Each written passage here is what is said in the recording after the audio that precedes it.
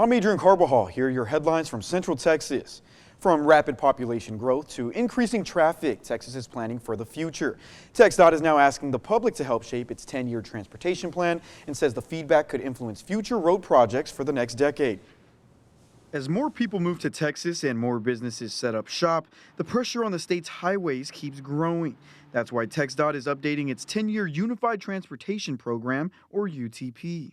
Safety, pavement condition, capacity, connectivity, all of these factors we are considering for projects to be done. A long-range plan that helps decide which transportation projects move forward across the state. Whenever we see more growth here in Texas or in Central Texas, we want to deliver projects that serve the travelers in these communities that we are over in the Waco district. The plan isn't a final construction schedule, but it allows TxDOT to prioritize projects and prepare them for future funding as money becomes available.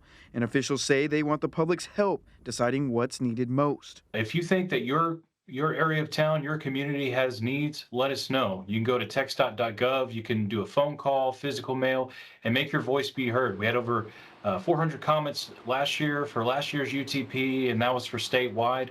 And so we want as many people chiming in with questions, concerns, comments about what the next 10 years looks like. The draft plan already includes projects like the I-35 widening in Belton, along with a proposed truck route around US 281 in Hamilton County. But TxDOT says those aren't the only projects under consideration, especially as Texas continues to experience rapid population and economic growth.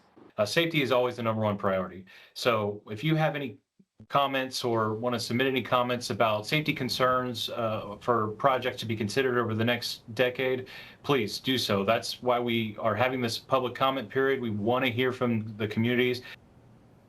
This transportation plan is set to be a part of the 2027 Unified Transportation Program that includes more than $95 billion for projects across the state over the next decade. You have until August 3rd to submit comments before the transportation plan is finalized, and you can find a link to do so over on our website at kcentv.com.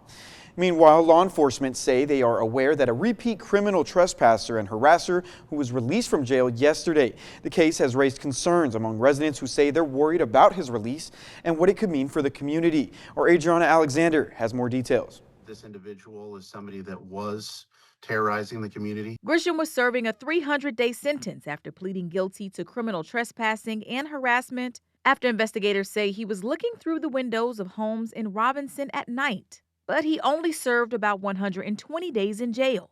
Back in May, McLennan County District Attorney Josh Teetons told 6 News why Grisham received 2-for-1 jail credit. That's something that's out of our hands. That's something that the jail controls. Unfortunately, it is a cost-saving measure. And so the jail actually can do a day for day, 2-for-1, sometimes. When desperate times call for it, they can even do 3-for-1. Court records show Grisham has a lengthy criminal history in Bell County alone, with almost 30 arrests for criminal trespassing and harassment.